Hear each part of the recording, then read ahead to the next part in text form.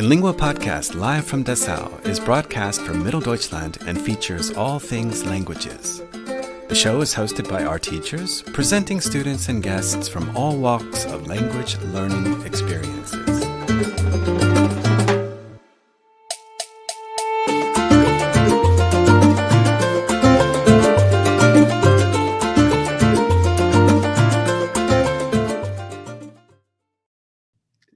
Joining us today in the studio is an English teacher from China. Her name is Hannah.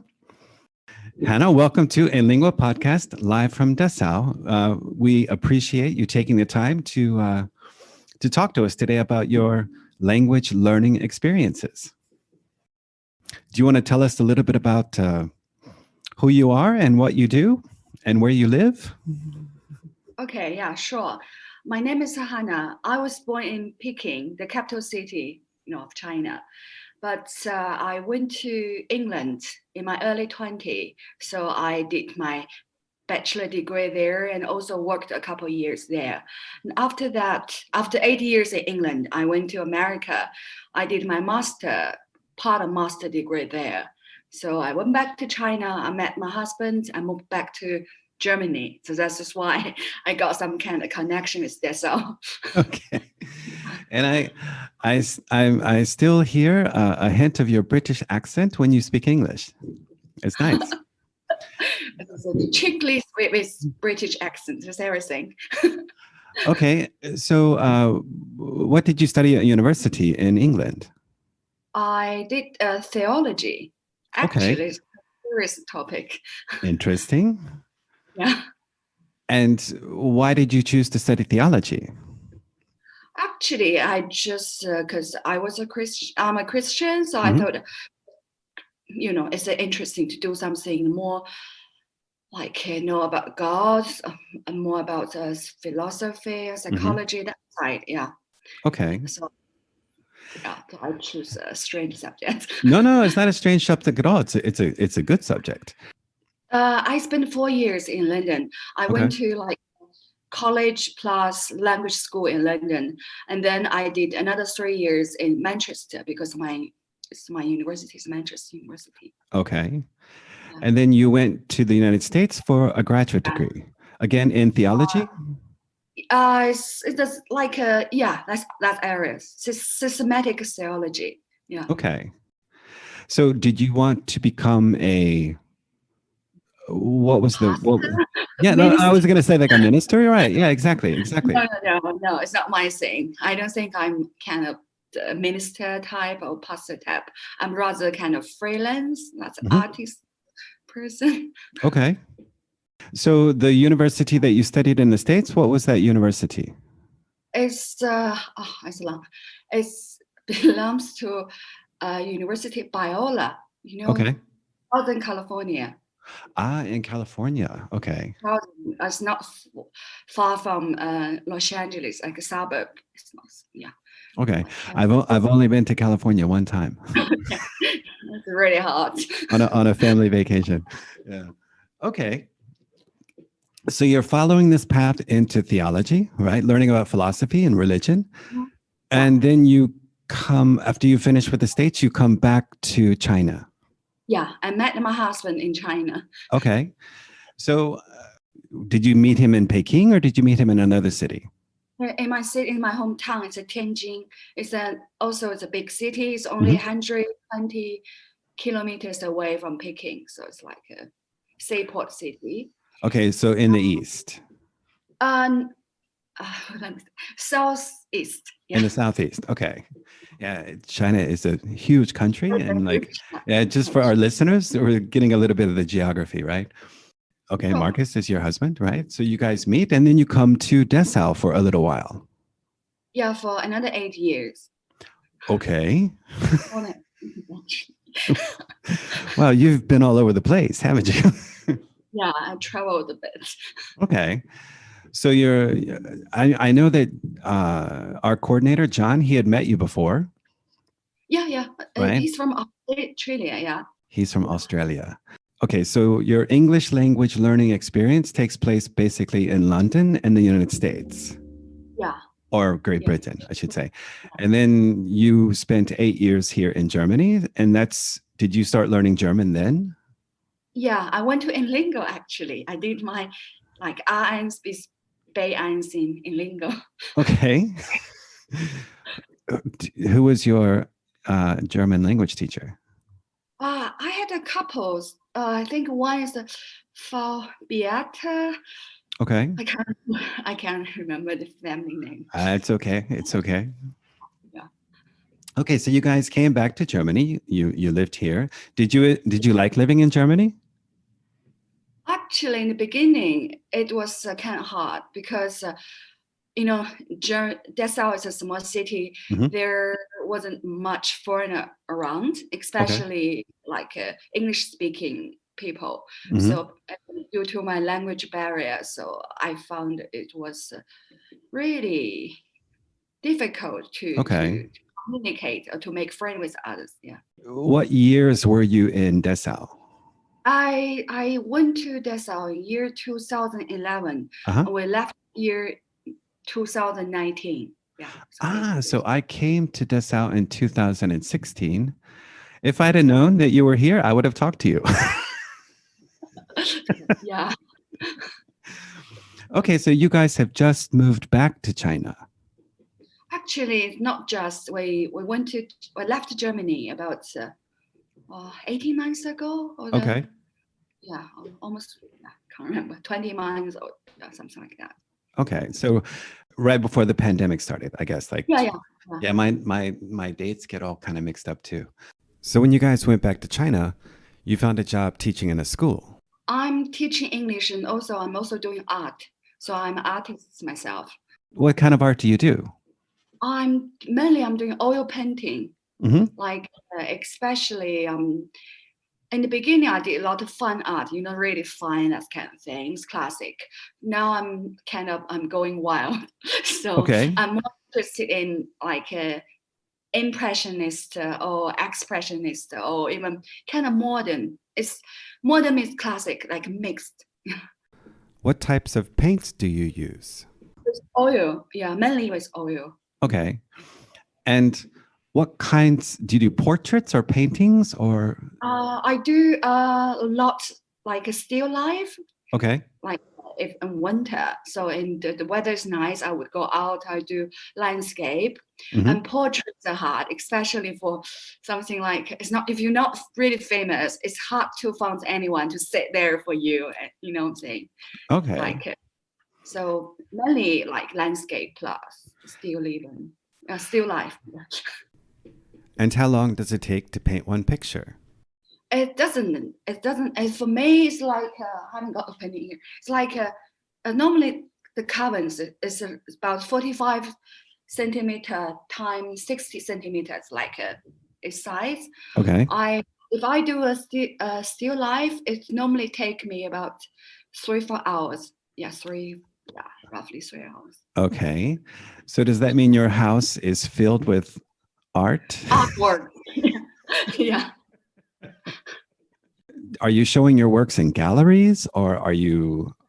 Before, when I was in America, I joined like auction, that's kind of art selling things. Mhm. So I just send my art like piece work to certain people, and they would just help me to sell them. Okay.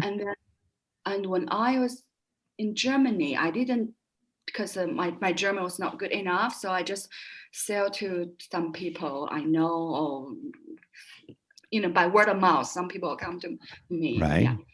So in China, because I had a rather busy life, I have two young children, plus I work 50%. Hmm. So I didn't produce much artwork now, but yeah, I try to catch up. So for example, like how many pieces of art could you produce, for example, like in a month?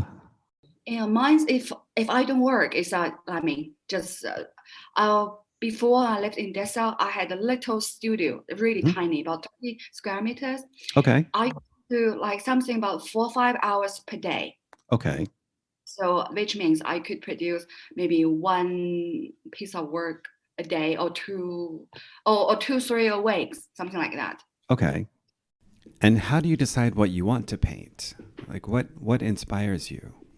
Yeah, before when I was trained as a fine arts like students, so we always think about perspective, the color series, everything. Hmm. And then now, since I'm getting old, I have more like experience or my own ideas. So Hmm. I think if I just paint the things just look like real, like a photo, that's not interesting. We can Okay. do much better with a photo and with camera. So I try to do like if I say like some flower, some apples, maybe you say flower is a pink, but Uh-huh. I want portraits with a dark purple or something. I just try to express my own feelings instead just follow the nature's rules or nature's. Yeah, I try to leave the realistic things away. Okay. So do you work on commission? Let's say, for example, a client contacted you and wanted you to paint something more specific. Just come to me and say they want us like still life for a living room, or they want someone for a small piece for a bedroom. Hmm. Just something like that. Yeah. Okay. And what do you normally, okay, so can we talk about price? Like, what do you normally charge? you know, Actually, because I'm an artist, I don't do cheap things. I think I rather let my artwork stay at home, and I don't sell it with bargain price. okay. So I would say something if like a regular size, or say Hmm. 45 times 60 centimeter. So it's something around €500. Okay. Yeah. Okay. And it's signed, you sign it, and you're the original artist. It's an original Yeah. piece of work. Ah, that's fantastic. Do you live in an apartment or do you have a house? Oh, we live in a rented apartment, and rather big. It's a really big apartment. So. Okay. So do you have your artwork everywhere in the apartment? Yeah, almost everywhere. No, that's fantastic. That's fantastic. Perhaps you can share with our listeners some of the artists that have inspired you. Like, Okay, my hero or my pop idol or something like, okay. and it's Pao San. You know, this guy. Okay, I just grabbed the book. Pao San. I've heard the name before. Uh-huh. This guy is Okay. and he was like he's the most famous French Impressionist painter Okay. or artist, and he's kind of very famous. He's he just did a still life Hmm. like apples or some things, but he really like opened normal painting in like opened a whole way to like no traditional painting. He Okay. just yeah, something What very revolutionary. what time period is he from? He was born, I think he was born in 1840, and he Hmm. passed away in 1906, something like that. Yeah, he's a friend with Picasso. Okay. Sorry, not Picasso, Pissarro. You know this it is a Jewish painter, Okay. Pissarro, and also Monet, and also Van Gogh. Hmm. This a crazy man. Yeah, they're all kind of in the I, similar. I'm familiar with those names, like Monet and Yeah, Van Gogh. yeah, yeah. No, that's incredible. So, like, I mean, okay, so you grew up in China and you wanted to study theology. When did you get into the artistic side of it? Was that also when you were in the UK, or was that Studied earlier? very early. Studied when I was 13, or I think 13. So Okay. I told my mom I want to be an artist. Okay. So my mom found like an art studio for me. So Hmm. I started a very strict, boring training. I think from 13 to 15, year Hmm. 15, I took like private art lessons. Okay. I had a different art teachers in different like art studio. Hmm. And then in age 15, I went to like art college. It's a proper college, like where you will spend almost all day just do the drawing. Okay. Proper, yeah. Was that in Peking, the big city? In Tianjin, in my In hometown. Beijing. Oh, in your hometown, there was an art school. Oh, that's fantastic. So yeah, I learned a lot. No, it's nice. So, do you remember what inspired you to become an artist? Like at 13, do you remember anything in particular? Because I was good for nothing. And then suddenly someone told me, you can do drawing. You did really well. I said, wow. And this is my last straw. So that's. No, that's funny. That's funny. Like, Yeah. my father is an artist. My sister can draw really good. My mother and I, we can't draw anything. Yeah. You met your husband back in China. So after the United States, like you went back to China, right? Yeah. Yeah. And you guys met. Why did you come? Why did you come back to Germany? Also, because my husband, he's from Germany. Yeah. Right. And I should go back to Germany with him. And it's the best things. I need to learn the language and then get to know his family. Because language is always important, no matter where you live. So, yeah. Okay. No, that's, it's important that you say that. Like, it's important to understand culture and understand family, and speaking and communication is important, right? So, okay. So you guys came back, you learned German, you experienced the life here. What else did you find appealing about Germany? Because I know the language is, I don't speak German. So the language is very difficult for me. Yeah. Appealing. I think I really like the people there, and they're very honest. I would say outspoken. Yeah, they're very outspoken. You're right about that. Yeah. So very upfront and outspoken. That's a good way to characterize. But sometimes it's not so comfortable. I mean, yeah, especially I spent 8 years in England, so I got used to that kind of like English culture or manner. So when I went to Germany, and they're so outspoken, and I couldn't take. Well, while you were living in Dessau, were you involved in any of the activities at the Bauhaus where you could did you get involved with any of the student? Yeah, I did like 3 years student work. It's because I worked for international student organizations, and they helped the international students like kind of to settle down here and help them, everything. Right. So I did 3 year like part-time job with them. Yeah, Hochschule. Yeah. The Hochschule. Yeah. Okay. Did you enjoy that? Yeah, I really enjoyed. So I met a lot like Chinese students, and also people from like different part of China or not Asia, like Malaysia, Korea. So it's kind of like international. I just help them to settle down a bit, like small help. Yeah. Okay.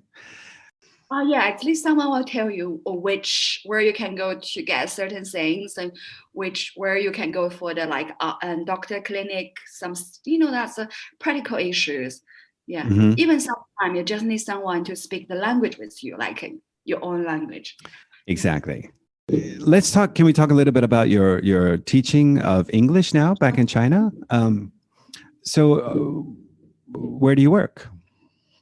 I work for like small school, like small international school or small bilingual school, like a normal elementary school, but they offer the bilingual curriculum. Okay. But I don't do English teaching for this like a small kid. And we also in the school we have a small group young people, like they are doing, they went to America and they studied the high school due to this virus, this corona outbreak. Right. So they had to left America and went back to China. So they opened this small like class for them to prepare them to go back to the United States or somewhere else. Or, yeah. So to study, just to study for university.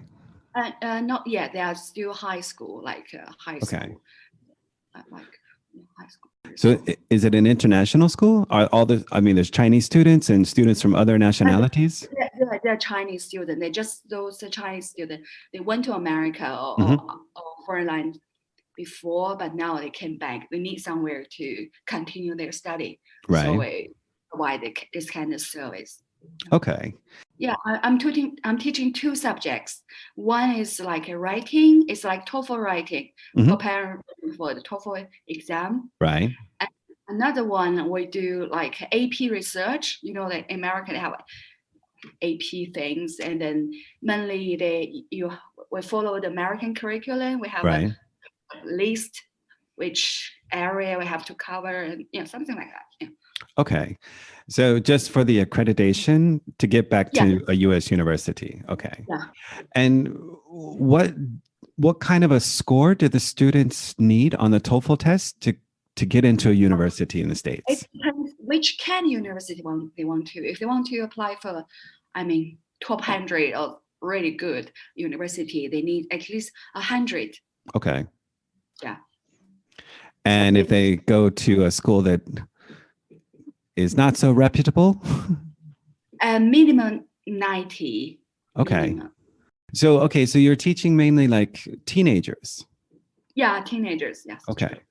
So if they've already been to America and they've been integrated into the US high school system, they're pretty good students, right?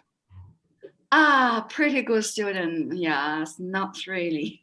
But some of them speak good English, but they have a lot grammar problems. Mhm. And also when they come to writing, especially this kind of like critical writing or academic writing, yeah, it's a kind of a big challenge for them. Okay.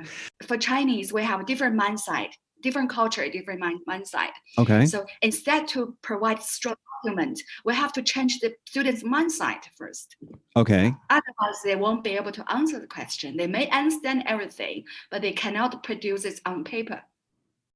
So what kind of strategies do you teach so the students can culturally adopt this particular mindset?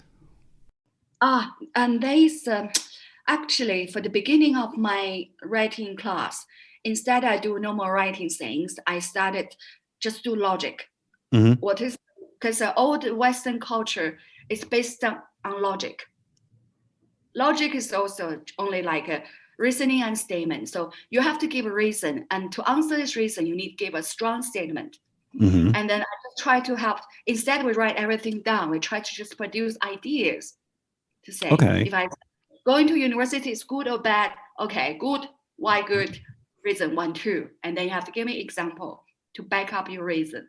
So we just do a lot of like brainstorming or brain stimulating exercise. Okay. And do you find that a lot of the questions, like the speaking questions on TOEFL and the writing exercises, they're more embedded in US cultural educational systems, right? So, but language-wise, I think when the international students get to the United States, within 6 months or a year, I think, it's relatively easy to reach a high level of proficiency in speaking English. With the Chinese, it's different because the Chinese, like this Chinese people group, no matter they're from mainland China or Taiwan or whatever. Mhm. So these Chinese people we are very inclusive, we have our own little island. So this is our own. Mainly the Chinese student, even they go to like America, they hardly have any local friends. Okay. Yeah, they just want to keep themselves and then cook their own Chinese food. Why do you think that is? Because I was one of them. I went to England when I was early 20. Mm-hmm. So in the first year, I didn't have any English local friends. I only had my Chinese. Okay. So, we speak the same language. We're so comfortable with each other. We have the same food. And after a while, for me, I think hey, I'm living in England, but why I still like in China? If I just close the door, everything's the same. We watch Chinese TV shows. I just want to experience the culture, the real culture. Mm-hmm. So I made some kind of brief step out. I once like push the door open and made a friend with like local people. That's really changed my perspective. Okay, so what motivated you to make that jump? And it's like, you know, my family, they spend a lot of money, like send me to England. They want me to learn to say the real word. I don't want to stay inside with my Chinese friend. Mm-hmm. I want to stay in China with my Chinese friend. Why should I bother to travel such thousands miles away? Right. I mean, you make a good point. So when you had started your graduate studies in the States, because you had become more extroverted and had more social engagements while in the UK, did that make it easier to transition into life in America? Yeah, I had no problem at all. Yeah. Seriously, it's just like it seems like just I moved from one city to other cities, so there's no, you can go everywhere. So go out, do things yourself. Right, exactly. Are you trying to introduce this cultural awareness into the students that are going back to America? Is this an important characteristic or quality that you're trying to get across to them? You have to understand the culture, and then the mindset. So that will help you, to really to understand the people from different part of the world. Okay. Otherwise, it's like Chinese. We wear our own glasses. We say, "Oh, we say things in this way," so we'll start to judge if these people don't do these things according to our standard. I think it's not. Some of them they get partly. It's not 100%, but I don't know. I just try to push them to go a little bit further. Okay. Are you involved in any social activities with your students outside of the classroom? Sometimes we do, like we have like once a month, we'll go out to make drink some tea or do some go to coffee house or play card games. Just try to get some like connection with them, build a relationship. Okay. Do they talk about their U.S. experiences, the ones that are in high school? I mean, were they living with, I mean, these are high school exchange programs. Are they living with U.S. Like homestay families, like some of host them families? stay. Yeah. And then mainly they will just stay in school dormitory. They have kind of, yeah. Okay, so some of them are going to private schools because at private schools would have like school dormitories. Yeah, went to a private school. Private school, they have there's a school campus. They have some dormitory and right. Okay, so if they're in a public, just inside school campus. Okay, so if they're going to a public school, maybe they're living with a host family. No, I think most of them just, I don't know why. I don't understand this applications. So I think they all landed in private school. Okay. That seems kind of strange. No, I have no idea. Is this something that's funded by the Chinese government, or is it like a joint venture between US and China? No, this is nothing to do with like a government support. It's just a private. Okay. Okay. Maybe that's why it's private, so they're in private schools. The students, they all come from a very like upper class family. Okay, so it's the yeah. Okay. Upper, they will come to school with Gucci shoes or something, Louis Vuitton handbags. Okay. Well, that also happens, right? So then maybe one of your jobs as a teacher is to make them maybe feel more appreciative or more humble, right? Or about this opportunity to study abroad. No, actually, they are No. not.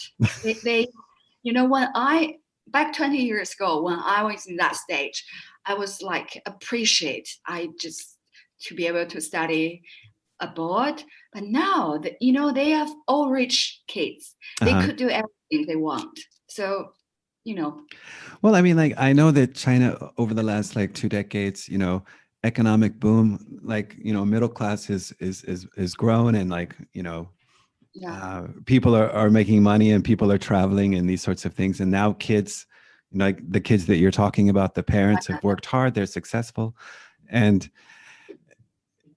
it's the American model, right? That's what it is. Yeah.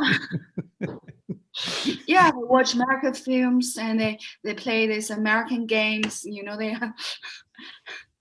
They like Starbucks. Yeah. So linguistically, okay, let's talk a little bit about like language linguistically. Is it difficult for a Chinese student to? I mean, your language skills are fantastic. Is it difficult? What's the most difficult obstacle of speaking English for a Chinese student? Speaking English, because China is a huge country, we have a different dialect, and especially for some people, we have a problem to the certain pronunciations. We Mm-hmm. cannot produce that sound. So that's the pronunciation part. Another part is come to the spelling. Mm-hmm. In China, we don't have this spelling word. We will have to learn each character by heart. Right. So come to spelling, we have no idea. Okay. For example, orange. When I was at school, I have to learn orange, Orange, instead to memorize each single word, like alphabet. Right. So spellings are hard. So orange in Chinese would just be one character. Yeah, so we have we don't have everything come in character. Mm-hmm. So there's no alphabet. Exactly. So okay, so there's no alphabet, right? So like do characters represent words? I have no idea about the Chinese language. Okay, I have a book. I don't know if you can see. Yeah. Huh? Okay. Yeah. This is like this each character, like each character. Right. It doesn't represent a letter. It represents a word. It's like here Uh-huh. in the middle. This one. Okay. This Right. one is means time. It's Okay. So if you look at the books, so Right. come all single character. Uh-huh. I see it. So each character represents a word or one meaning. Or a meaning. Okay. Yeah. Okay. So it is more complicated. So, okay. So what is one of the most difficult sounds for Chinese students in English? What are the, like phonetically? TH sound. TH? TH. Yeah. Yeah. So we don't have that word. Thursday. Yeah. All right. So, Is there any other sounds that are difficult for Chinese students to say? TH and also November. B or V? We say V instead B. Okay.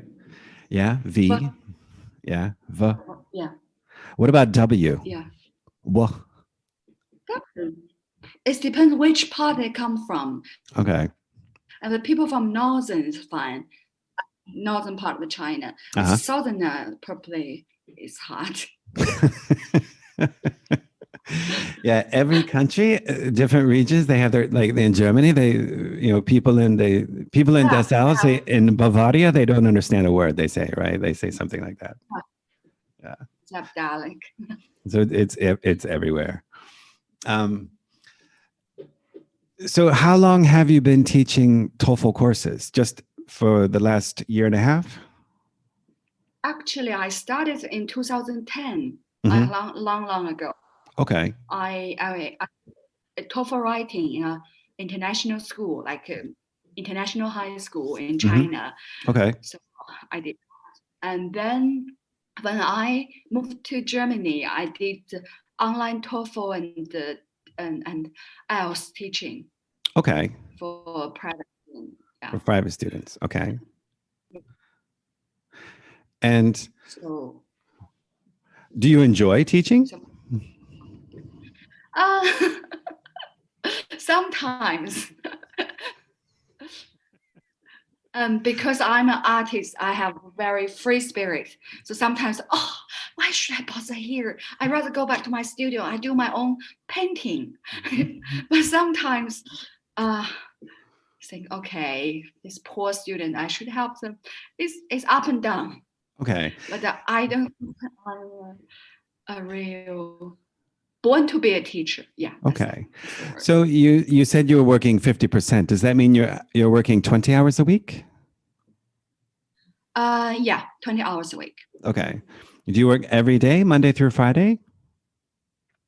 I work Tuesday is my day off, and then I Okay. work Monday, Wednesday, Thursday whole day, and Friday half day. Yeah. Okay. 20 So hours. your weekends are free. Yeah. Okay. And when do you have time? Okay, so you're working part-time. You're a full-time mother, right? Mm-hmm. Wife. Yeah. How much time can you devote towards your art?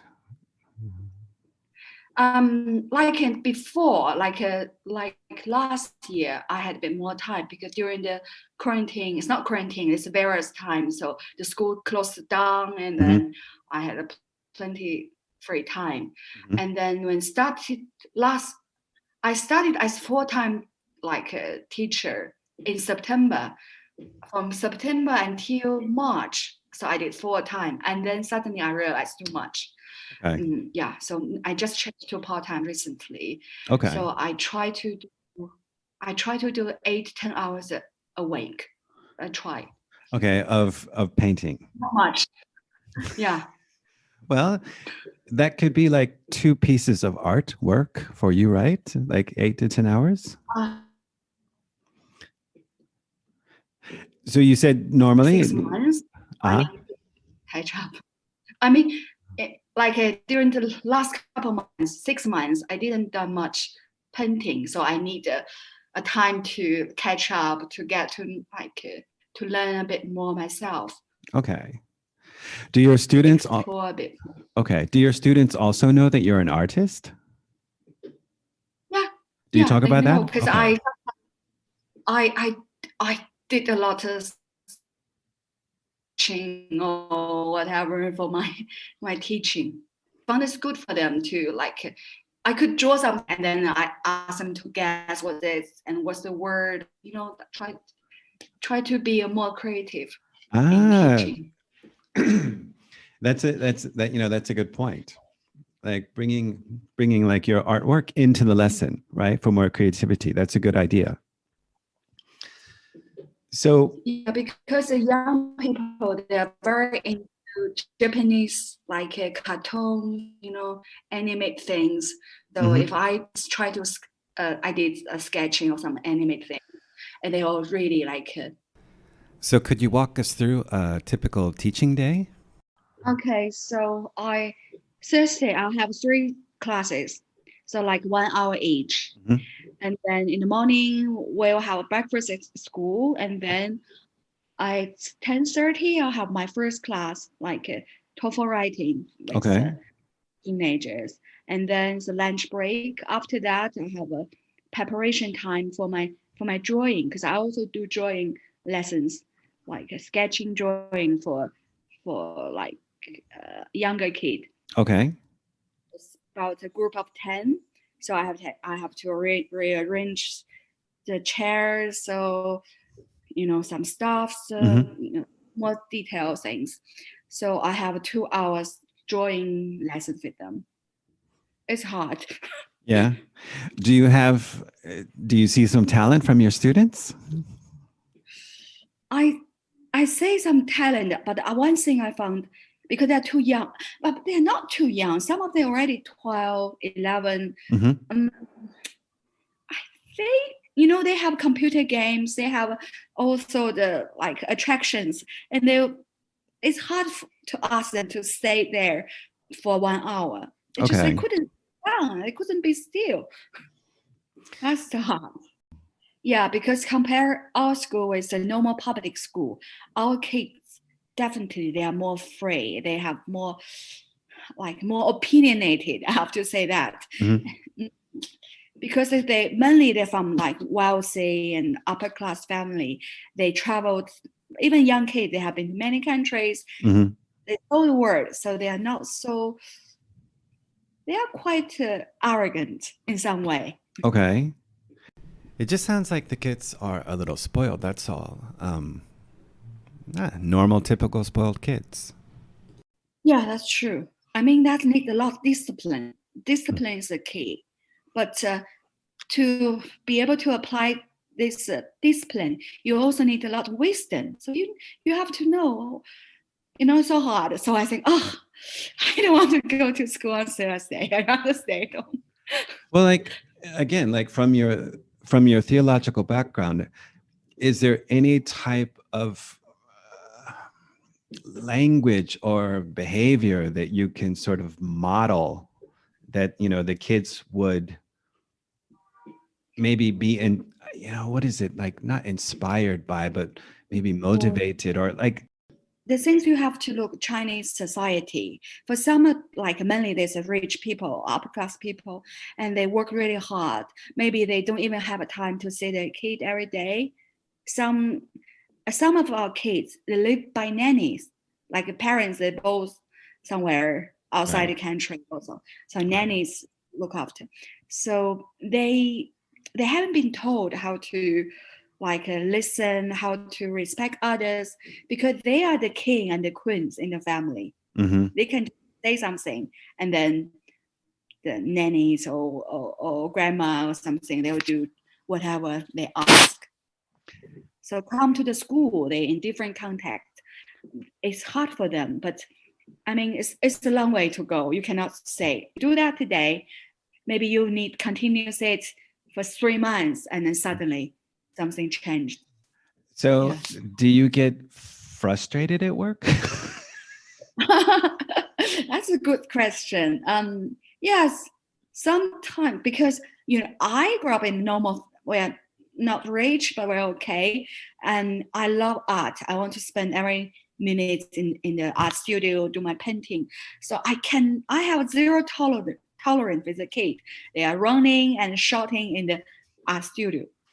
So that's really make me cross. I was so angry with them. I just told them off. And then I am your teacher. If you want to learn, listen. Otherwise, I'm not your servant. Okay. Okay. Well, I mean, when you were coming up in the educational system in China, were the teachers more strict, very strict? Okay. Yeah. And how many students study at the school? At the moment, we're really small because it's a lot of different issues. Also, there's a virus you call that time. So we have only maybe 40 something. It's very small. Before we have rather almost 100, almost 90. Okay. Actually, just like primary school from 6 to 12, and then a small group of teenagers. Okay, so the classroom size must be like a handful, right? Like very small. Some maybe 8, even smaller. Yeah. And they're walking in and they're telling you what to do. Yeah, they are madam. They're just they're the boss. It's I know that I don't know what I would do. Yeah, that would drive me crazy. And I know that those lessons are hard to teach, like because I'm also stubborn, right? It took me a long time to realize how fortunate I was, right? Like, I understand that. Like, if I had to be 11, 12, I don't know how I would cope with that. Maybe that's why I only teach adults now. Like in Turkey, I That's a taught. good idea. Yeah, yeah, this is a good idea. Okay, so you're okay. You have two kids. I didn't hear the ages. How old are they? 8 and 6. Okay, so what languages are you guys speaking at home? At home, we use like German, Chinese. Okay, are your children learning English? They speak English at school. Okay, so they're going to school. And when is English introduced into, like Lynn told me she started taking English lessons in I think the third grade or the fifth grade. I can't remember which one. Normally in public school, it starts like when I was a kid, it's the fifth grade, Mhm. but now it's like fourth grade. Mhm. And with our school, it's a bilingual school, so it starts from grade 1. Okay. So Ooh. Okay. and my children, they have 2 English lessons, like 2 hour English a day per day. So it's a lot. Okay. Oh, that is a lot. Mainly we just use it because the kids speak Chinese and English at school, so we Mhm. try to speak German as much as we can. So Mhm. like German is more mainly German, and we have some like other foreign teachers. They're from Australia, from America. So sometimes when they come over, we do use English. Okay. Do you think English would be important in your children's future? I mean, because I think English is never been a big issue for European peoples. Oh yeah, for Chinese it's hard. I mean, for German they could pick up English in 6 months without. Mhm. It's been made effort. So English is important. And everyone, it's not everyone. So if they want to go to university, want to travel, they need the English. Okay. Not just avoid English.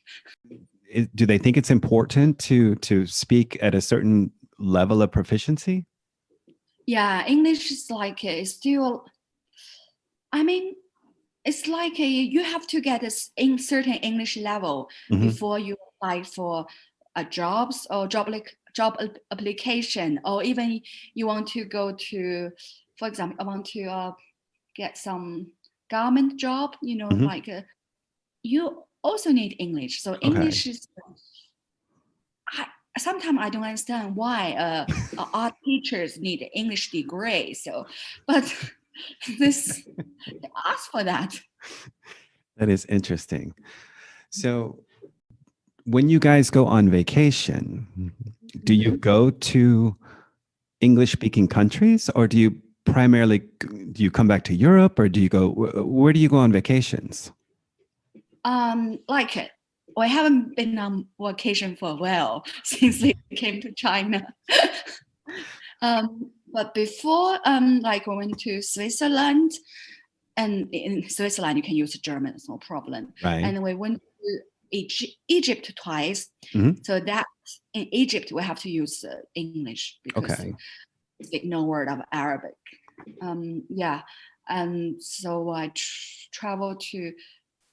I mean, Europe is easier. You can just use English, but apart from Europe, even some Asian country, you still need English. Okay. So, do you have a favorite European country that you haven't been to yet that you want to go to? I haven't been to yet. No. I want to go to Greece. Okay.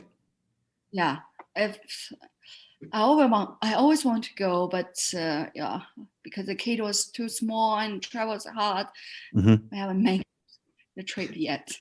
I mean, your kids are getting older now, so are they easier to travel with now? But now it's fun. But we have to wait when this various time pass by. Maybe we're almost to the end of it. I think we can see the light at the end of the tunnel. I hope so. Right. Hopefully next year. Yeah. Yeah. Have you been, can I ask, have you been vaccinated? Not yet. Not Okay. yet. So are you like, I haven't been vaccinated. That's, I think 60 or 70% of Germans have not been vaccinated yet. Do you plan on getting vaccinated this summer?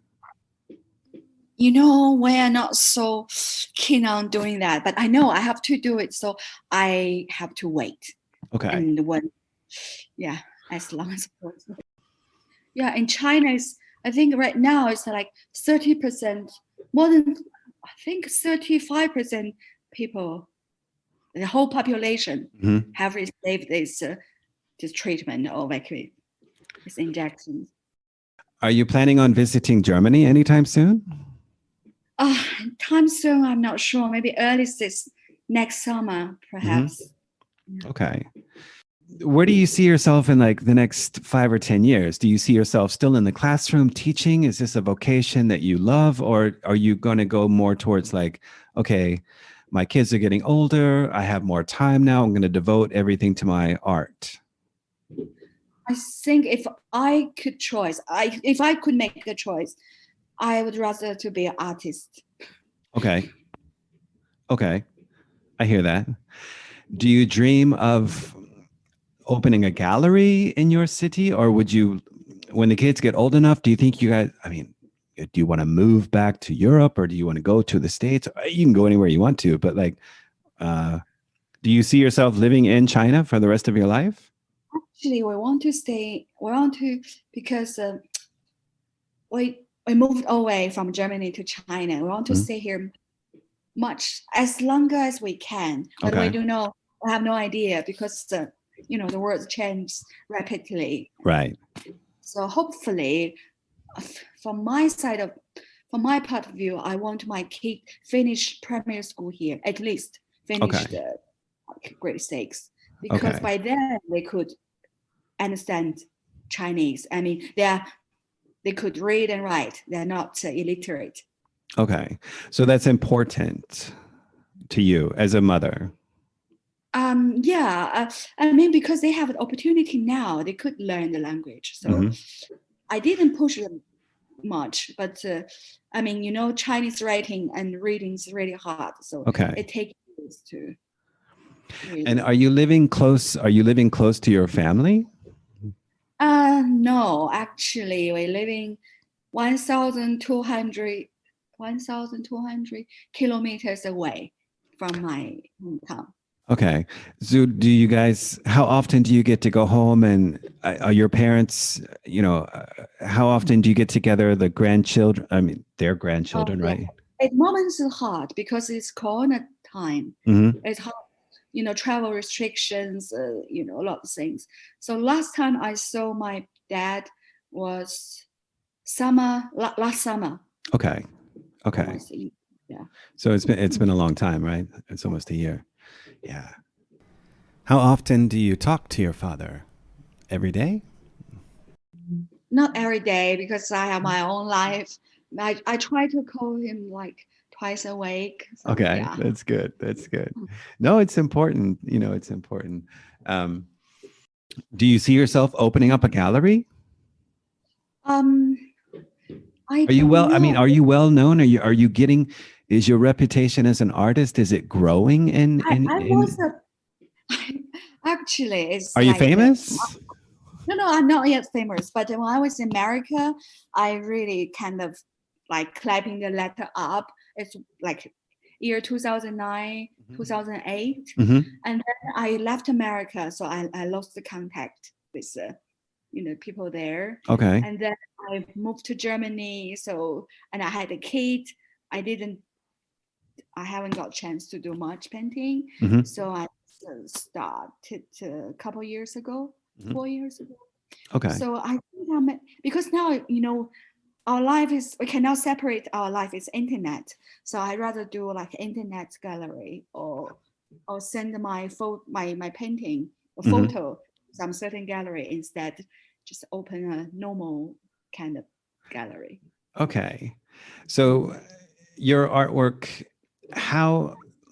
do you have I don't know, did you have an Instagram account, or do you have something like a pentagram? I don't know. How can people see your artwork right now? Where can they go? At the moment, I haven't done much yet. Before I tried to set up my own website, like my own website, so people could to say my paintings and to buy and sell online. But that's need a lot of time, and I need some professional people like this IT web designer to help me. So I haven't done much. So I want to wait maybe a little longer to produce more works, and then I could do a new website. Yeah. Okay.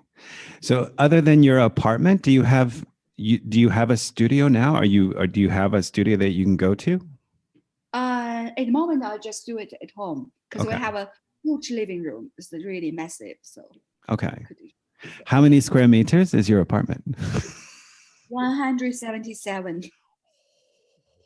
It's a big apartment. That is so nice. Yeah, it's nice. And the rent here is very cheap. So that's why. I pay 740 euros for 82 square meters, but it's a duplex. So at least we get to go up and down a little bit. It's good. Yeah. So that's why we'll just. But 177 square meters. Oh my goodness. Yeah. Okay, I need. And 2 balconies? A big one and small one, and 2 bathrooms, 3 bedrooms, and 2 living room lounge. Okay. Yeah. How much does that cost? Maybe 200, something, maybe 230 euro. Okay. I'm definitely in the wrong place. Welcome to China. We need English teacher. I can convince my partner to do that. One day. Why not? Yeah. No, I've taught, like I said, I've taught in Kyrgyzstan, now in Turkey, and now in Germany. So yeah, maybe China's the next country. I don't know. Yeah, next destination. Yeah, it's good to go east. Go east. Do you miss anything about Germany? The nature from Germany is like the forest, lake. There's like a nature landscape. Okay. Yeah. I mean, there are so many unbelievable bike paths around Dessau, right? Yeah. And there's now we've had a lot of rain recently. So like riding your bike in the forest, like everything is green and like all these different varieties of green. And it's really nice. Like super nice. Swimming in lakes, not swimming pool, but real lakes. Do you like swimming in lakes? Yeah, I love it. Especially in summer, it's like a twilight. It's like early evening. That's kind of time. It's wonderful. So when your kids, when they were here, did you put them in a kindergarten, or they could also like send them to it's a Catholic kindergarten. It's somewhere. Okay. So when they left Germany, they had some German language speaking skills, right? Yeah, because it's like Germans, their father tongues, like they were born in Dessau and they grew up there. So it's like German still their first language. Okay, interesting. Do they struggle with learning Chinese? Like when you guys were here, like you were speaking Chinese to them and Marcus was speaking German to them, right?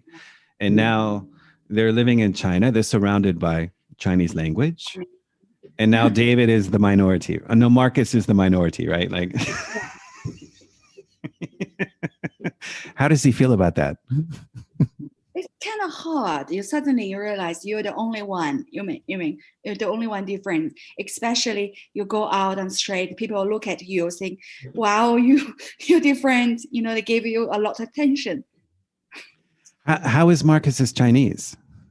His Chinese is brilliant. Seriously. Okay. Yeah. So he has no problem communicating. Communicating, no problem, and writing is also getting a lot better. And yeah. Okay. And I'm just making a stereotype here. When the Chinese, when people run into him and he's speaking, fluent Chinese, they must be like, "Wow, where is this guy from? Where did he come from?" So we have another joke. We say, oh, no, he's not from foreign countries, from Xinjiang. Xinjiang is western part of China. Right. To Kazakhstan, or Mhm. there's Yeah. Central Asia. Yeah. The people say Huigu, they look like Europeans. Right. Yeah. Right. Oh, it's Chinese. No, he's from Xinjiang. That makes sense. Like, yeah, he's a Turkmen. Yeah, he's a Yeah. Turkmen. Yeah, exactly. Well, Hannah, listen, thank you so much. I appreciate your time. Yeah, it's been a pleasure talking to you, and I really, I appreciate your honesty, and it's very nice to talk to somebody who I've never talked to. How would we have met? It's an enjoyable experience. Thank you so much. Yeah, thank you too. I really enjoyed to talk to you. Excellent. Yeah, very interesting. Okay. Okay, bye. Okay, we'll see you. Yeah, see you then. Bye.